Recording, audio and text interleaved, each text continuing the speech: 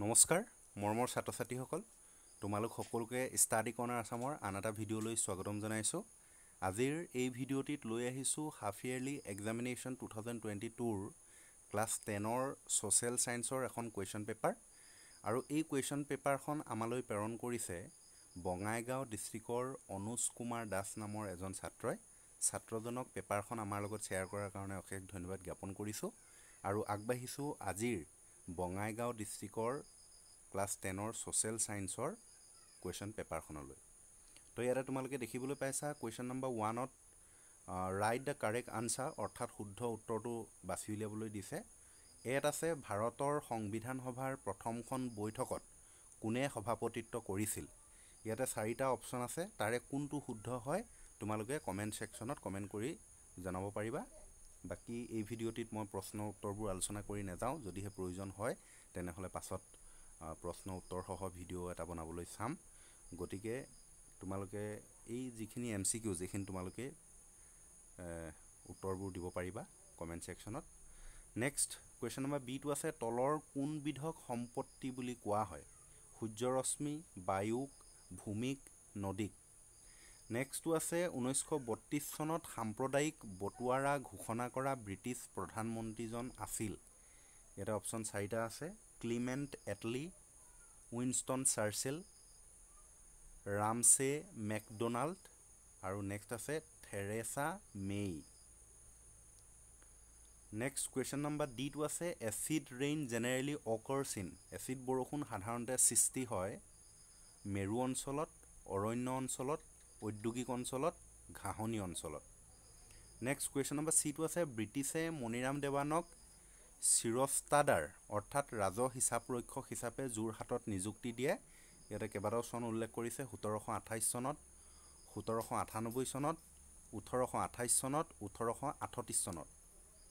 Next এফটো আছে 1906 চনত মুছলিম league গঠনত সহায় কৰা ব্ৰিটিছ প্ৰশাসকজন কোন আছিল? Lord Curzon, lord Minto, lord Ripon, lord Cornwallis. Next আছে তলৰ কোনখন মহাসাগৰ পৃথিৱীৰ ভিতৰত বৃহত্তম? ভাৰত মহাসাগৰ, আটলান্টিক মহাসাগৰ, প্ৰশান্ত মহাসাগৰ, দক্ষিণ মহাসাগৰ। নেক্সট আছে তলৰ কোনটো কেন্দ্ৰীয় বেংক পৃথিৱীৰ সবাতোকৈ পুৰণি কেন্দ্ৰীয় bank? Bank of Hindustan, Riksbank of Sweden, ভাৰতীয় reserve bank, bank of Venice. Next আছে তলৰ কোনবিধ অনবীকৰণযোগ্য সম্পদ? পানী, উদ্ভিদ, প্ৰাকৃতিক গেছ, সূৰ্যৰশ্মি। নেক্সট কুৱেশ্যন যেটো আছে চৌৰি চৌৰা সংঘৰ্ষ কেতিয়া সংঘটিত হৈছিল? 5 ফেব্ৰুৱাৰী 1922, 8 আগষ্ট 1942, 31 জানুৱাৰী 1930, 6 এপ্ৰিল 1919। 2 নম্বৰ প্ৰশ্নটো আছে বংগদেশত জাতীয় শিক্ষা পৰিষদ নামৰ অনুষ্ঠানটো কেতিয়া গঠন হৈছিল? 3 নম্বৰ প্ৰশ্নত আছে ভাৰত আৰু পাকিস্তানৰ মাজৰ সীমাৰেখাক কি নামেৰে জনা যায়? অসমত 1857 চনৰ বিদ্ৰোহৰ নেতৃত্ব কোনে দিছিল? পথৰুঘাটৰ কৃষক বিদ্ৰোহ কেতিয়া সংঘটিত হৈছিল? কোনটো আন্দোলনৰ সময়ছোৱাত গান্ধীজীয়ে কৰিম কিম্বা মৰিম শ্লোগান দিছিল? বংগ বিভাজন কোনগৰাকী ভাইচৰয়ৰ শাসনকালত সংঘটিত হৈছিল? ভাৰতত আইন অমান্য আন্দোলন কেতিয়া সংঘটিত হৈছিল? কোন চনত মফট মিলছ অসমলৈ আহিছিল? নেক্সট আছে স্বদেশী আন্দোলনৰ সময়ছোৱাত যুগান্তৰ নামৰ সংবাদপত্ৰখন সম্পাদনা কোনে কৰিছিল? অসমৰ প্ৰথমটো কৃষক বিদ্ৰোহ ক'ত সংঘটিত হৈছিল? ঐক্যবদ্ধ বংগ এটা বৃহৎ শক্তি, দ্বিখণ্ডিতকৰণেৰে বৃহৎ বংগ শক্তিক ভাঙি ছিঙি চুৰমাৰ কৰিব কথাষাৰ কোনে কৈছিল? নেক্সট আছে ব্ৰিটিছ শাসন প্ৰতিষ্ঠা হোৱাৰ পিছত অসমৰ ৰাজহ সংগ্ৰহৰ পদ্ধতিৰ কি পৰিৱৰ্তন হৈছিল? নেক্সট আছে বেংগল কেমিকেলছ নামৰ উদ্যোগ প্ৰতিষ্ঠানটোৰ প্ৰধান উদ্যোক্তা কোন আছিল? 1931 চনৰ গান্ধী আৰউইন চুক্তিৰ 2টা চৰ্ত লিখা। স্বদেশী আন্দোলনৰ 2টা ফলাফল উল্লেখ কৰা। অসমত 1857 চনৰ বিদ্ৰোহৰ গুৰুত্ব আলোচনা কৰা। 18 নম্বৰ প্ৰশ্নটো আছে অসমত ফুলগুৰিৰ কৃষক বিদ্ৰোহ কেতিয়া হৈছিল? এই বিদ্ৰোহৰ প্ৰধান কাৰণ 2টা কি কি? 19 নম্বৰ প্ৰশ্নটো আছে স্বদেশী আন্দোলনে জাতীয় শিক্ষালৈ আগবঢ়োৱা বৰঙণিৰ বিষয়ে আলোচনা কৰা। নেক্সট আছে 1920-22 চনত গান্ধীজীয়ে কিয় অসহযোগ আন্দোলন আৰম্ভ কৰিছিল? ইয়াৰ কাৰ্যসূচী কি আছিল?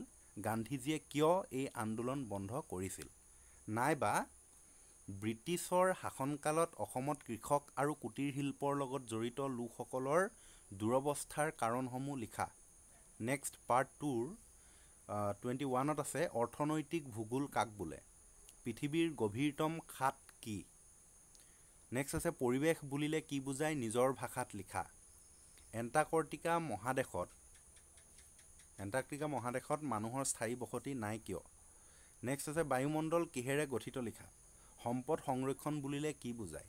পৃথিৱীৰ মুঠ জনসংখ্যাৰ কিমান শতাংশ উত্তৰ গোলাৰ্ধত বাস কৰে? পৰিৱেশৰ উপাদান দুটা কি কি? নেক্সট আছে নিৰপেক্ষ বা নিষ্ক্ৰিয় সামগ্ৰী কাক বোলে? বায়ুমণ্ডলত কাৰ্বন ডাই অক্সাইড গেছ কিমান শতাংশ আছে? আধুনিক অৰ্থনৈতিক ভূগোলৰ পিতৃ কোন? নৱীকৰণযোগ্য সম্পদ কাক বোলে? পৰিৱেশৰ পৰিৱৰ্তনৰ প্ৰধান কাৰণবোৰ উল্লেখ কৰা। মহাসাগৰৰ তলিভাগৰ ভূ অৱয়ব সম্পৰ্কে চমুকৈ লিখা। সম্পদৰ দুটা প্ৰধান বৈশিষ্ট্য উল্লেখ কৰা। নেক্সট আছে মৰুকৰণৰ দুটা কাৰণ উল্লেখ কৰা। 37ত আছে সম্পদ সংৰক্ষণৰ তিনিটা পদ্ধতি সম্পৰ্কে চমুকৈ লিখা। নাইবা সম্পদৰ শ্ৰেণী বিভাজনৰ ওপৰত এটা টোকা লিখা। 38ত আছে গোলকীয় উত্তাপ বৃদ্ধি কি? ইয়াৰ কাৰণবোৰ উল্লেখ কৰা। নাইবা মাটি প্ৰদূষণ কি? মাটি প্ৰদূষণৰ দুটা কাৰণ লিখা। 39ত আছে এছিয়া মহাদেশৰ প্ৰাকৃতিক বৈশিষ্ট্যসমূহ চমুকৈ আলোচনা কৰা। নাইবা মহাদেশীয় বিস্থাপন সূত্ৰ অনুসৰি পৃথিৱীৰ অৱস্থা আদিতে কেনে আছিল চমুকৈ বৰ্ণনা কৰা। নেক্সট তৃতীয় খণ্ড পাৰ্ট 3 আছে বিনিময় প্ৰথা কি? যুক্তৰাষ্ট্ৰৰ গৃহভূমি বুলি কাক কোৱা হয়? ভাৰতীয় সংসদত কেইখন সদন আছে? অবিহিত মুদ্ৰাৰ এটা উদাহৰণ দিয়া।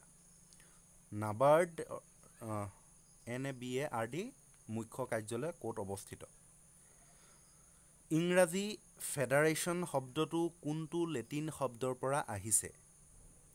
ভাৰতীয় ৰিজাৰ্ভ বেংক কোন চনত স্থাপিত হৈছিল?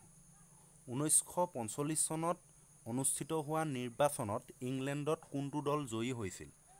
মুদ্ৰাৰ এটা মুখ্য কাৰ্য উল্লেখ কৰা। কোনখন আইনে পৰাধীন ভাৰতবৰ্ষত সীমিত সংসদীয় পদ্ধতিৰ পৰিৱৰ্তন কৰিছিল? কেন্দ্ৰীয় বেংকৰ দুটা কাৰ্য ব্যাখ্যা কৰা।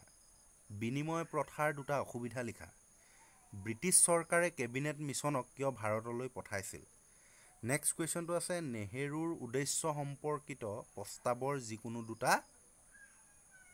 দুটা লিখা।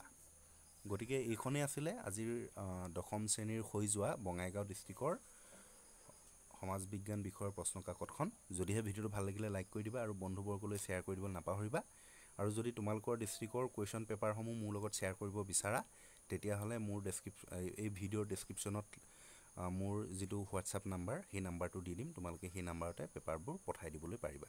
ঠিক আছে, ধন্যবাদ।